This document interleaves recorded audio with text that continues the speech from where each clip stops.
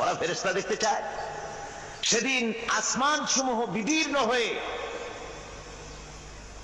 মেঘ পুঞ্জ বেরিয়ে আসবে, আত্মপ্রকাশ করবে। তার ভেতর থেকে ফেরেশতারা ক্রমাগত নাজিল হতে থাকবে। আর অবস্থাটাই হবে আল মুলকু ইয়াউমাইযিনিল হাক্কু লিররহমান ওয়া কানা ইয়াওমান আলাল কাফিরিনা আসীরা।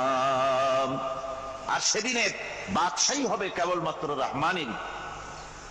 ওয়া কানা ইয়াওমান আলাল কাফিরিনা আসীরা। আর সেই কিয়ামতের দিন, সেই সময়টা হবে কাফেরদের জন্য বড়ই কঠিন। এখানে কিয়ামতের কিছু কথা বলা হচ্ছে, কিছু আভাস দেওয়া হচ্ছে যে